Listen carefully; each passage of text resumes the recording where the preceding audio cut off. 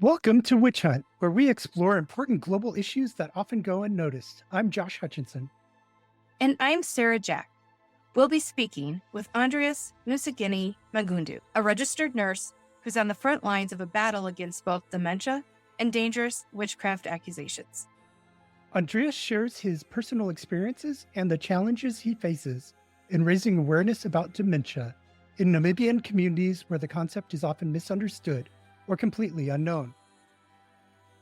This episode sheds light on how belief can dramatically impact healthcare and the innovative approaches being used to bridge the gap between modern medicine and traditional beliefs. We'll learn about the current challenges faced in addressing witchcraft accusations related to misunderstandings of dementia, from limited medical resources to deeply ingrained misperceptions. But it's not all challenges. Andrias also shares inspiring stories of change and the power of education in transforming lives. Prepare to gain a new perspective on dementia care and awareness. Hi, thanks for coming today. Please introduce yourself and tell us about your background and work. Good evening once more. My name is Mangundu Andrias Musigeni. I'm a registered nurse by profession, currently working for the Ministry of Health and Social Services in Namibia, basically in Kavango West. In my past life, I have been working with Berrie Holtzhausen, founder of Alzheimer's Dementia in Namibia. I call him my big brother.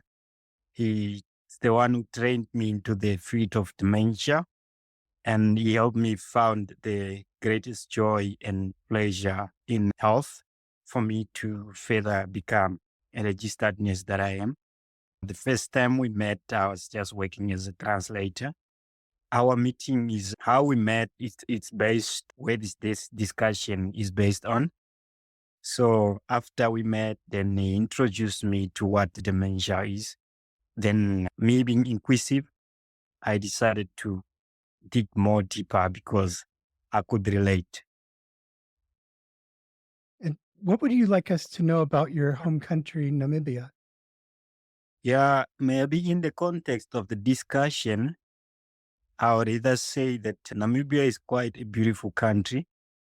It's a democratic country where each and every individual, they are allowed to practice their belief system, and you have the right to do whatever you want, provided that your process of you exercising your right doesn't infringe the rights of other people, which then brings you closer to what it can be announced as outlaw, because now you are violating other people's rights. But apart from that, Namibia is quite a beautiful country, full of natural resources, and more of it, just so beautiful. A river, and we are blessed that just nearby the sea, some towns, basically to mention of Swakop, Walvis Bay, Andes Bay, and Ludwig to mention the views. It's quite as beautiful views, and we have parks with different types of wild animals. And we have areas where you can also see other animals, but a domestic one. This is in the rural Kavango where I am right now. You could see a chicken and being kept in the house, not in where they can be kept so that they can walk freely. So they also have the right to exercise their belief, I can say. So they can go even eat in other people's yard and come back. And it will be safe. Yeah, no one can kill it.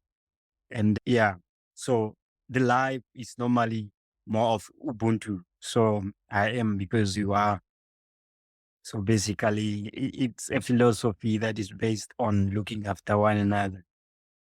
You mentioned that you related to some of the work that Berrie was doing when you met. Do you want to tell us about that? Oh, yeah, yeah. So the first time when I met with Berry, my mom was long gone diagnosed with HIV.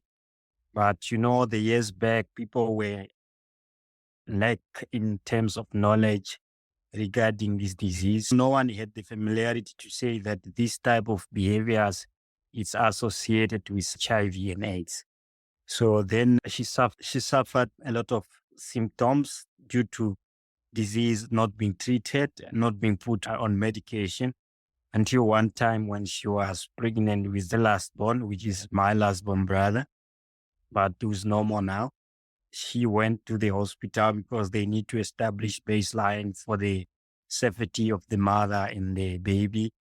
So that's when she tested positive, but then already she has been exhibiting a more like psychosis behavior, but this is due to disease. Then because of those behaviors, people could believe, because we don't know what this is.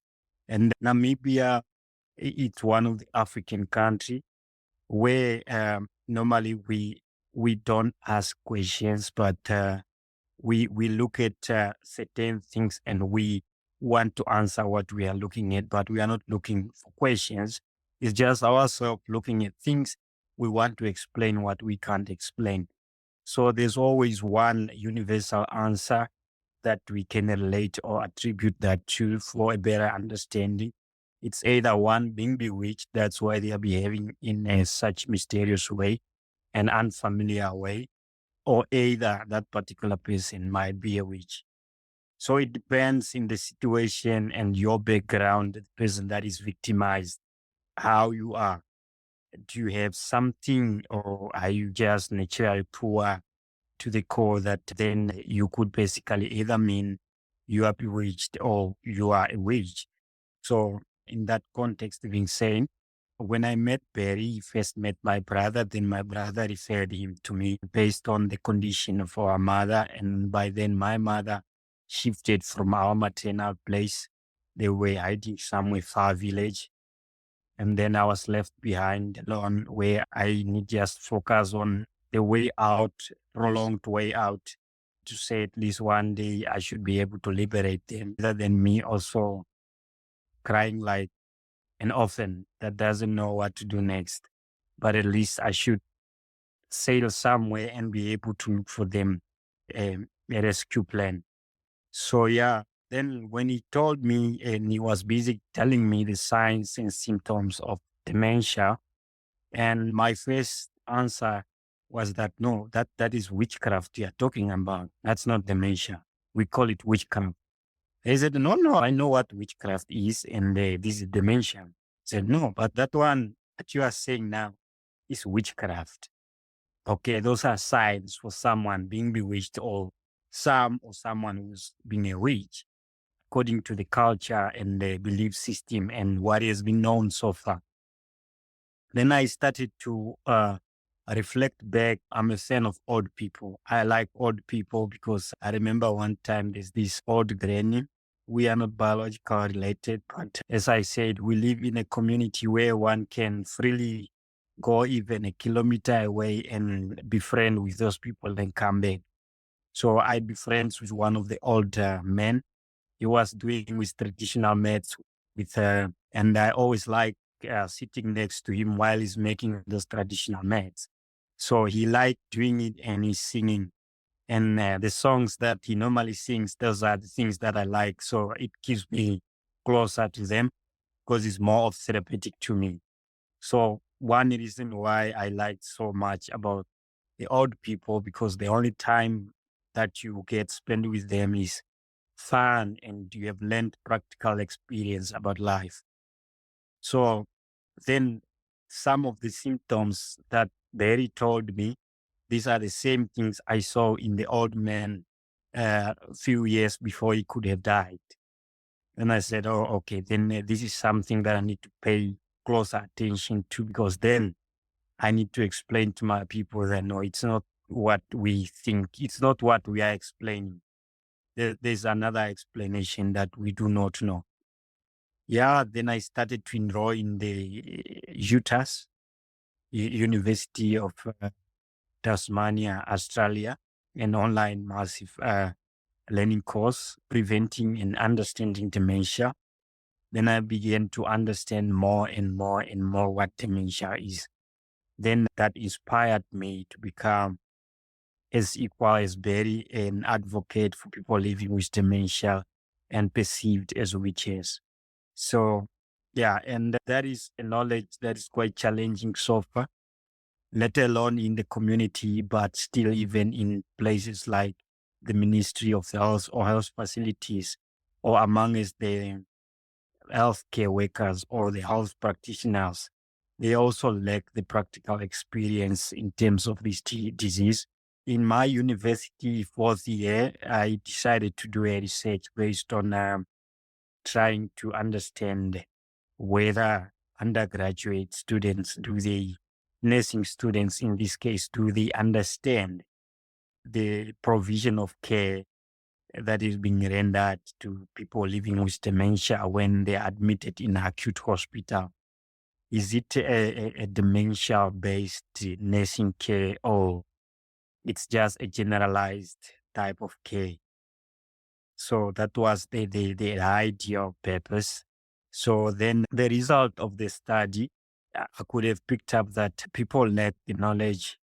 So because dementia in schools is not taught as a module or a subject on its own, but it comes as a topic in one of the major modules, like in mental health and in community nursing when they are talking about gerontology.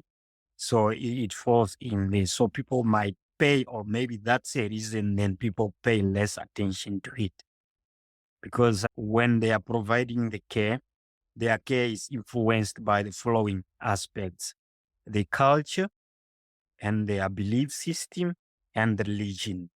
So basically, when it comes to taking care of an elder, according to our culture, you need to see each and every old person as a father, as a mother, as a grandfather, or as a grandmother. So the same respect you could offer to your biological parent should be equally to the respect that you could offer to anyone of their age. So that is one of it. Then secondly, in religion, normally we are being taught at church that you should respect your elder. So then this is one of the things that plays a role, that when the nursing students are providing care to people that are living with dementia but admitted for acute conditions in general hospitals or medical wards, their care is not naturally based on understanding the knowledge of dementia, them providing personalized or person-centered care approach to someone living with dementia based on understanding their unmet needs, but it's based on the three aspects that I've just mentioned. It's the culture and which is the belief system about respect for the elders, and the religion that teaches that you should respect your elders. So these are the aspects that plays a role in the entire care system. So the care that is rendered to these people is generally the same as any other client that is having acute condition could experience. So now in all this, it gave me an understanding that, okay, no, this is it. And most people do not have the knowledge, because even those who are already in the experienced field of care, they were through the same channel where the current undergraduate students are. So then we can generalize to that knowledge that they also do not have the knowledge to care specifically for someone living with dementia. So in terms of dementia, that is the aspect. And mind you, these are the same people that are coming from the community where we explain the signs of symptoms being the signs of someone being bewitched or being a witch. So generally it's over. Yes. Thank you. Can you explain briefly what dementia is and what those signs and symptoms are? Okay, dementia, normally for me, I give it my own explanation that is very brief and short. So dementia is an umbrella term. Dementia is not a disease itself. It's an umbrella term given to a collection of symptoms that one has to experience because of the damage to the brain, or the progressive damage that is occurring in individual person's brain. So the behavior that one experiences due to progressive damage to the brain. That is dementia. Now, we need to classify which type of dementia. So the classification in terms of dementia is associated in different things. We look at the cause of dementia and also the area that is affected. Okay, in case of a damage to the frontal temporal lobe, meaning the frontal part and the temporal area, in that case, we refer that as frontotemporal dementia. And we look at things like dementia that is caused by other organic substances in the brain. In terms of Alzheimer's, like example, Alzheimer's, we are referring that because of the person, naturally, this one is originally coming from the first person that found out to this form of dementia. Then they gave that type of dementia a name because that is his name, is the first person who discovered. But what caused it naturally, it is more relatable to the name that we give it. So one of the form of symptoms that one has to experience is, I normally say, in your normal physiological function or psychological function, let's say your thinking capacity, it's intact, you are able to control your emotions, and you are able to interpret your visual acuity, and you are able to differentiate the hearing acuity. So all these things, when dementia comes in, the opposite of your normal functions, it forms a dementia signs and symptoms. One of the signs and symptoms is memory loss. So memory loss, sometimes people mistake it with forgetting. As we can forget and you can remember. But when you lose a memory, meaning you can't be able to remember, you can't. So you didn't forget. So there's a difference. So normally people think, no, one of us, we have memory loss. No, you don't have memory loss. You just forget and you will remember eventually. That someone who is living with dementia, when they forget, they can't retract. So it's just like that. And they also some experience language problem. This is what we call in mental health word salad. Someone is trying to tell you a story and is collecting other different language or different words. So there's no logic in what the person is saying, you see. So because that area for speech is affected by any form of dementia that is involved. And secondly, personality changes. Your personality changes, I normally call the frontal part as a personality trait office. So because this is where your personality now have to change, is where the reasoning comes in. You should be able to see things and reason for you to say, no, this is right and this is wrong. No, what I'm saying is right and this is not appropriate. So when this area is affected, now this person, you can tell him, no, I lost my father last night. Then you'll be like, oh, really? Oh, wow. You see, normally it's the personality area that is being affected, and the emotions are also misinterpreted. So even the hearing, this is where now the hearing part comes in. Some, they have difficulties with hearing, or they hallucinate, or they sometimes feel like someone is calling them, but there's no one really calling them. So they hear voices. So more of hallucination kicks in, auditory hallucination. And when the area, especially the visual part, is affected, then one starts even to have spatial relationship problem, whereby they can see something very far, like it's near, or something very red, like it's white. So normally, this is one thing that I think that makes a neuroscientist when they are, or neurologist when they diagnose someone with dementia, to avoid driving, because they believe they won't be able to interpret correctly the traffic lights, because they will see green like red and they will see red like green. So they believe this is quite a hazard aspect of areas where they need to look after them and in that area. These are a few of the signs and symptoms. That is memory loss, problem with language, and one that starts to have a personality problem or unable to control emotions. And then some, they start to have hallucinations. It can be auditory hallucination, or it can be sometimes perceptual hallucination where they have grandiosity. Most of some people, they have that type of personality. They feel like they are most important people.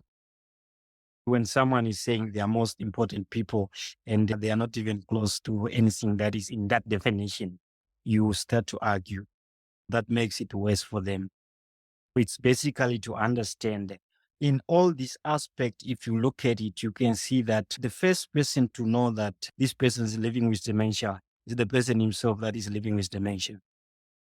Before the rest of us can pick up that, now Andreas is having dementia. Himself, he already knew because he could suspect the changes. That's where now the aggression comes in. We call it, me and Berry, we call it the international language. For someone living with dementia, because they can't find words to express what they feel. For instance, I want to say, give me water, but then I don't know what water is. The word is not there. The disease has finished affecting that area of memory. So what happens in memory loss, because of the area, there's an area that is responsible for formation of new memories. When that area is affected, meaning you'll be able only to narrate things that are in the past, but because there's no new memory formed, and it's very tough for this person to keep track of appointment or any engagement that could happen in the future, because that memory will not be stored anyway, because the area has been depleted completely. So even when you are engaging with them, the only story they'll tell you is the old stories. No new events that they will be invented from them. Thank you so much. That's so helpful to understand all the ways that the new behaviors are so different than what their family and neighbors are able to manage and work with. I can see how much fear that must cause. Where do you start with education on this for people to recognize it in themselves or in their families, or just to really help them understand the difference between symptoms of a sickness versus witchcraft? Where do you start? Yeah, basically our awareness program is naturally based on the first thing is when someone has been victimized.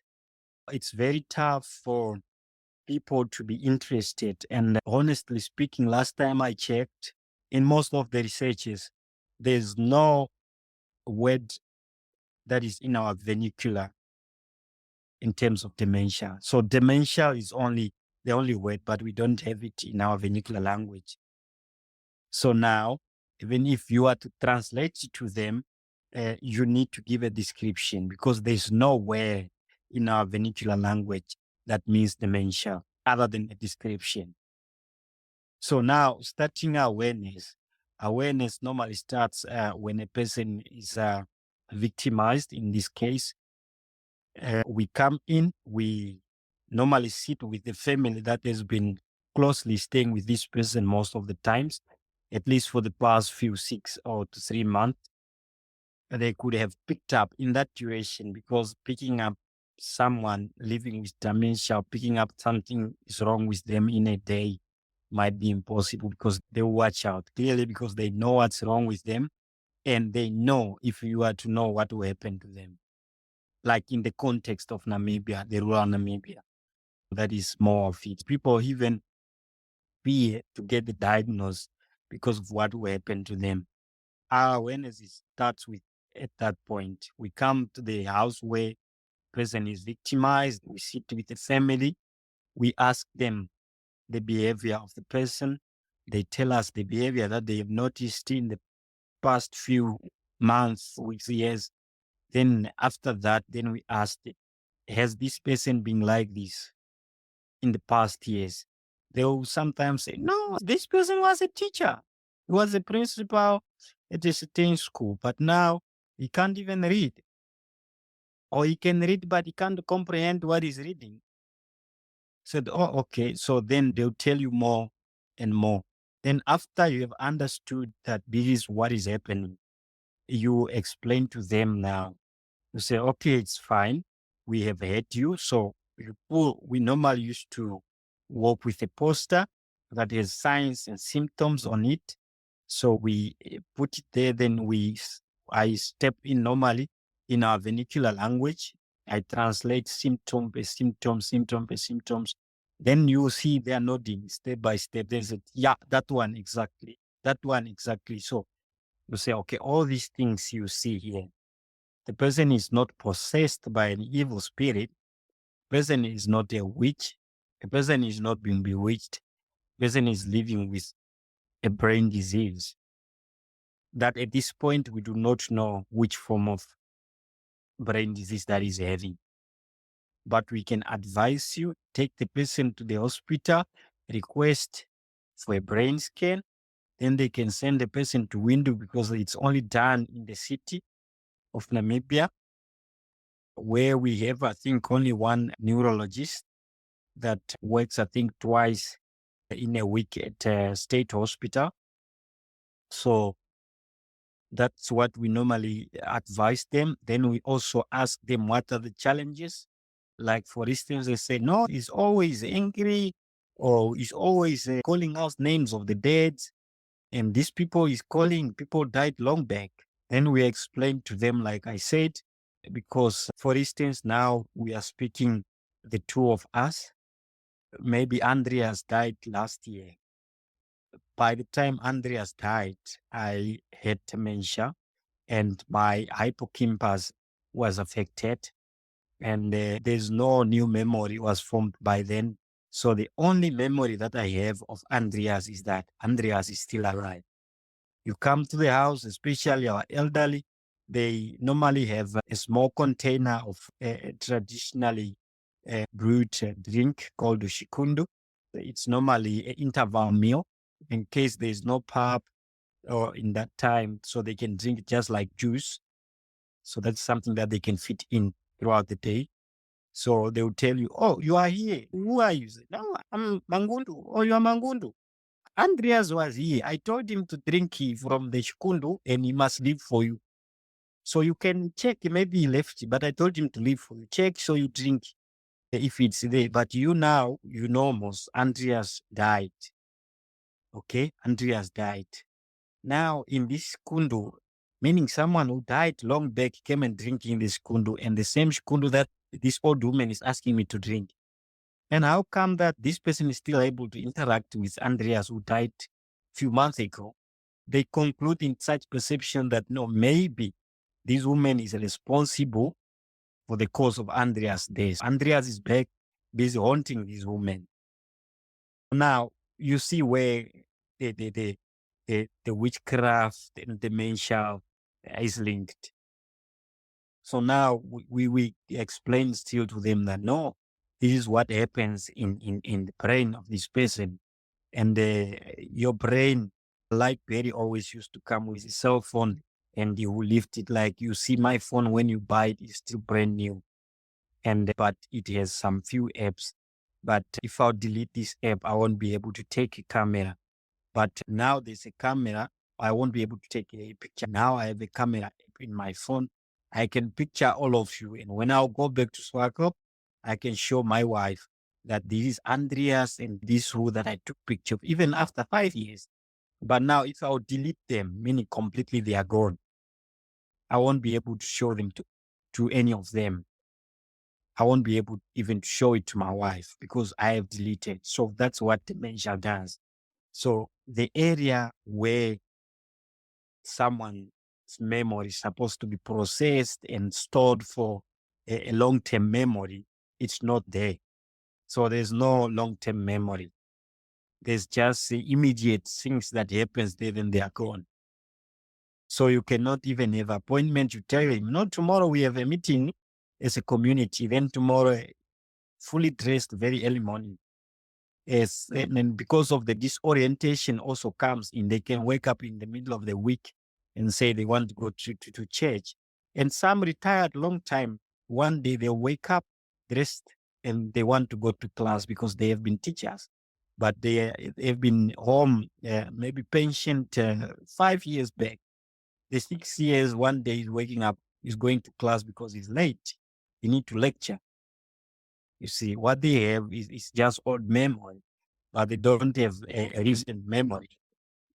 So that's one of our approach. Then the second approach, we normally go through schools. Uh, Myself and Berry, we did awareness hospitals where we also acknowledge the healthcare providers, especially the facility managers, so that in a sense, we hope that they can spread the information to their subordinates. And I myself, I used to do a presentation every time the last group from the University of Namibia Arundu campus is exiting into the, before their graduating time. I always used to go there the weeks before they graduate. I always go to class. I give them, before exam, even, I give them a presentation about dementia and what real dementia is. So I've been doing that, I think, for 4 years now. And the fourth one, we also go to schools, secondary schools, where we give and also raise awareness campaign, because we believe that the better, if we want change, then it should start with the younger ones, because they are the future generations. If we acknowledge the younger generation, meaning we have informed the future generation of what dementia is, it won't be a shock like it was a shock to me. Yes, that is a belief we have, that perhaps it can eliminate the harmful practices of witchcraft associated with dementia. Thank you so much. That was a great explanation. I really learned a lot. What more needs to be done to stop the witchcraft accusations? Is there anything else that needs to be done in addition to raising awareness?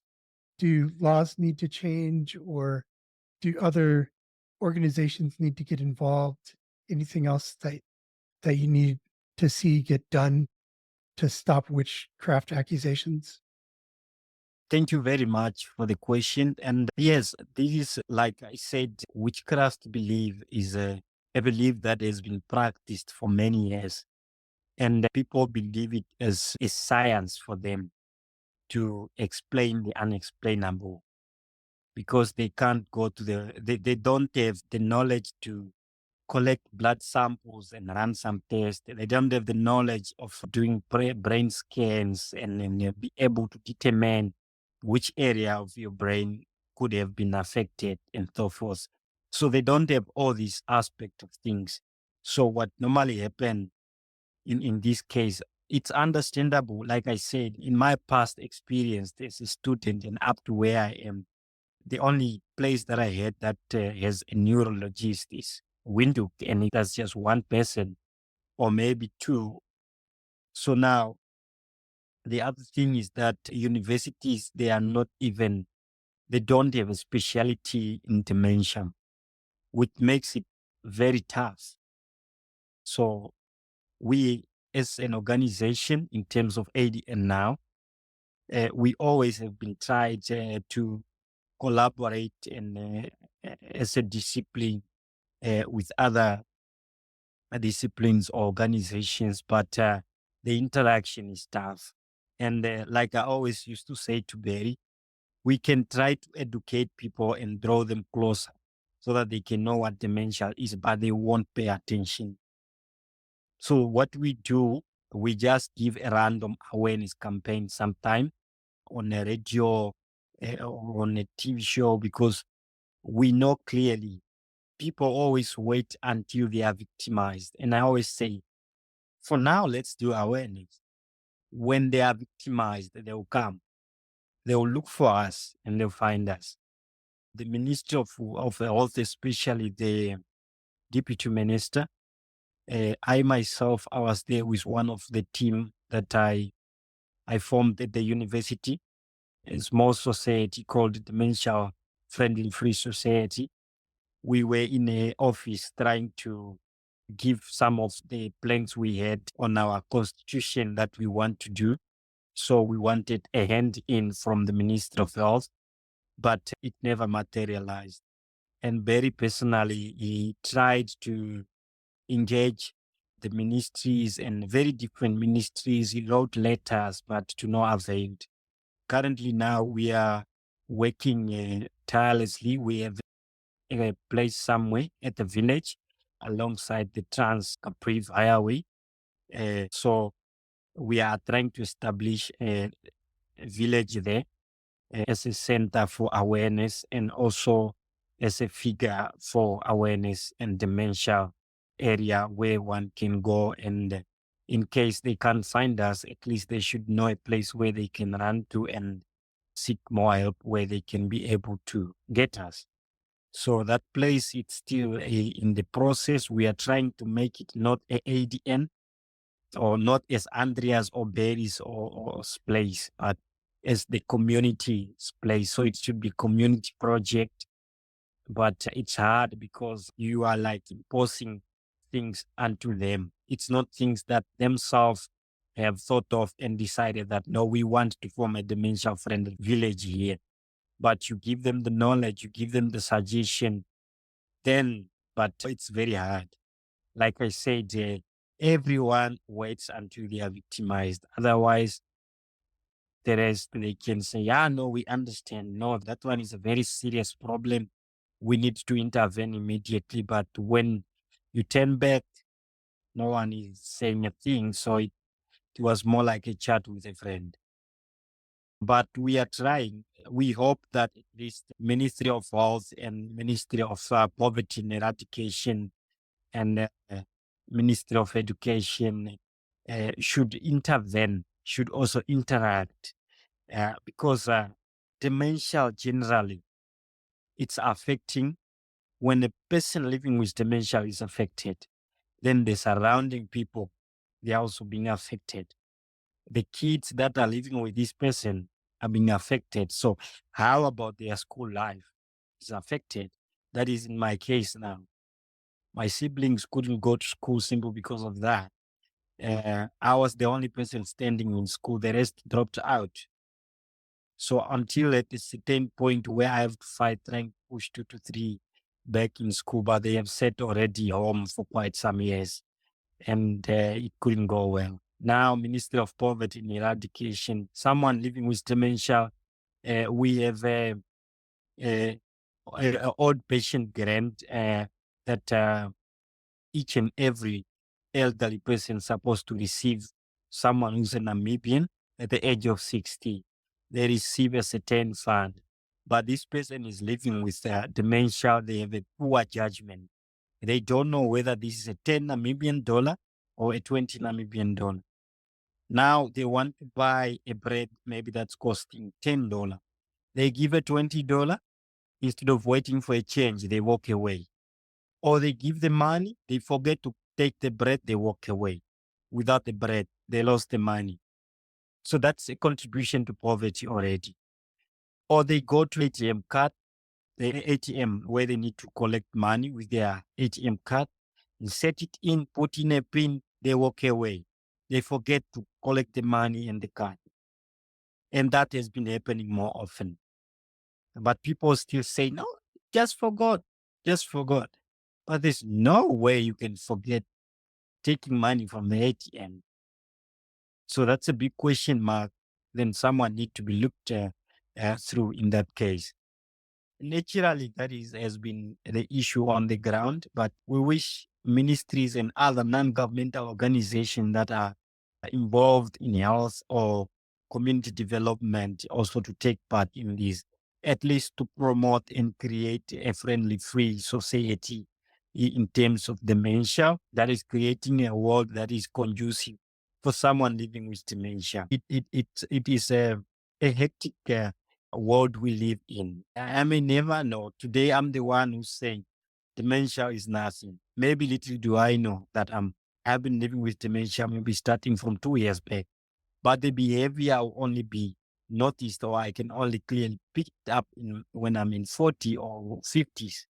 But dementia, like we know now, it's a progressive and terminal disease. It doesn't mean that if, like for Berry now, he's living with dementia. At the time that he was diagnosed with dementia, maybe he had it more than a few years back, but he started to noticing it years later when because there are stages. From the time when it started, it's all well because the damage was quite minor. It's not that major, but you were still living with dementia in that period. You can feel the confidence that no, you have nothing to do about that. So you can't have dementia while perhaps you have it. So that's best if we create a world that is conducive for everyone, not just people living with dementia. Either you are living with dementia or not dementia, or you are living with other mental disorders. We are all vulnerable in this case, and we are liable to fall for that.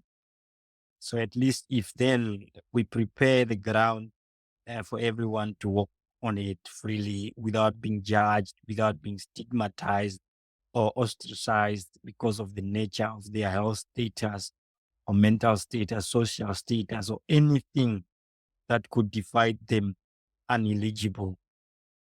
It could be a better place. No harmful practices. Yes. Thank you so much for this conversation. You have explained a lot of really important aspects that help Mhm. me, will help listeners all over the world understand all the complexities to this. Yeah. So thank you so much. Is there anything else you would like to share today about yourself or your work with Berry, or anything more about awareness? No, thank you. I think for today, the only thing I'll say, it's maybe a few last words that will be my advice to the entire world. Dementia doesn't choose who to affect, and dementia doesn't have a race. Dementia doesn't have a color, or does it have a category that needs to affect only? There are many ways that one can have dementia. We should treat each other like you are on the verge of getting that. Presume how you want to be treated if you one day live with dementia. Then let's try to practice that this is the only time, or this is the only way we should treat each other. So many people out there, they can say, I don't know, dementia in Africa. There's no dementia in Africa. But the question is, dementia is a disease that affects a human brain. That is more like something as if there's no brain in Africa. There's no brain in Africa. That's what one would try to think. Anything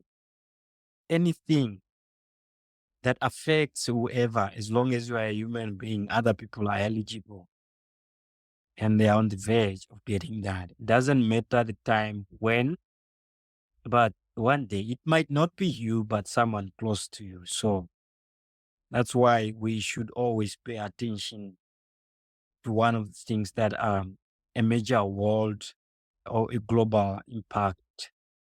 So dementia is one of the disease that I've seen is barely recognized, but it's one of the disease that I can say it's killing people in such a way that we may not know. Because I understand we have health facilities, but you can die from dementia, but yet they will not know that you died from dementia unless the person has the knowledge of dementia. Like in case most of dementia clients in their last stage, they die because of dysphagia. So when the person dies because of dysphagia, they will not say the person died because of dementia. The person died because of dysphagia. But where did the dysphagia comes from? Because the person was living with dementia. So it's best if we understand that this is a world disease as equally as HIV and AIDS. So dementia is in similarly that way. So we have to treat it as such, and we have to react as we could react or we have reacted to other diseases. But if we try to talk less than people, I normally tell people having the knowledge is better than not having the knowledge. I'm not happy that Berrie has been diagnosed with dementia, but I'm glad because Berrie is now teaching us as an organization, ADN, to know how does one living with dementia feels in the type of care and in the type of treatment. It's good that he himself, being an advocate for people living with dementia, he knows how it feels to live with dementia, which we cannot.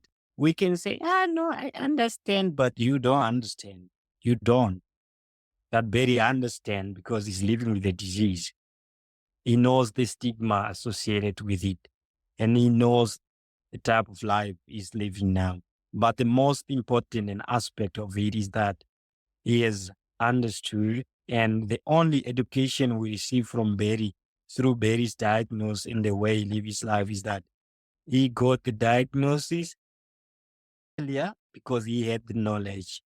The encouragement is that early diagnosis is better because then you will be making an informed decision. Now you know what you are living with, then you accept living with it, and then you can make wise choices and still decide to live your life like a normal life. Until then, the world won't be a good place unless we should make things conducive for people that are living with any form of disease, any form of brain disease, that they can still go get a diagnosis and they are safe. They can be allowed. We will not chase them from the society or a community. So that was my last word. The major aspect of it is that we should make people feel free to go get a diagnosis, early diagnosis, because then we will be able to know how we can help them. We'll be able to know that the changes that are happening in them is because of what they are living with, and we should meet them halfway where they can't reach, rather than us judging them because they are failing ABCD. So we should at least normally Berrie himself say, at least where he can't reach, he has his external brains. People around him who understand the disease becomes his external brain because they can see Berrie now is getting angry. Why? Possibly because there's something he wants to say, but he can't get it. Let's help him and meet him halfway. So Berrie is living a normal life. You can ask him anything. You won't believe Berrie is living with dementia unless you see his brain scan. Thank you.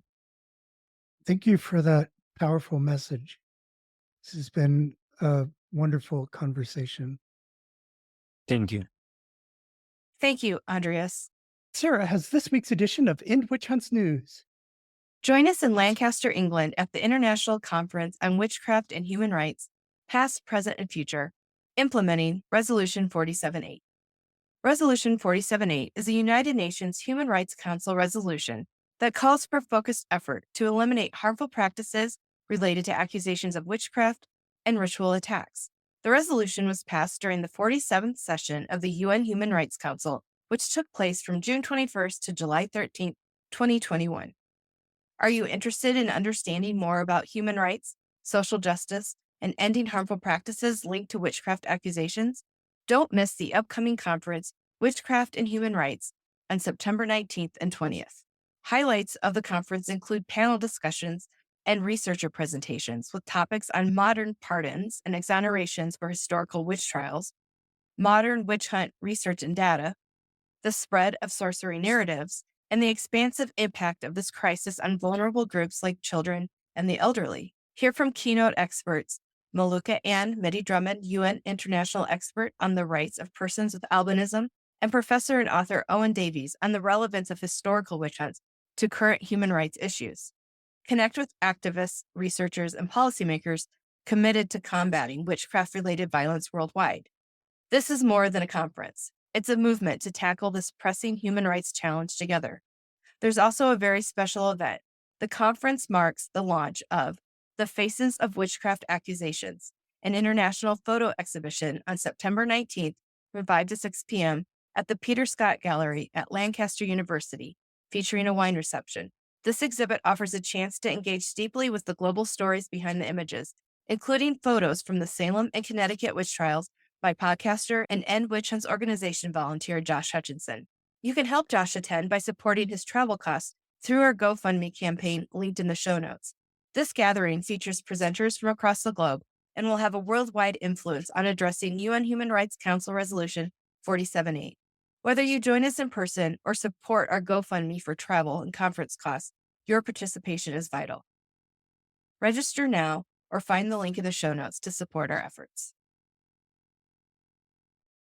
Thank you, Sarah. You're welcome. Thank you for tuning in to this episode of Witch Hunt. See you next week. Have a great today and a beautiful tomorrow.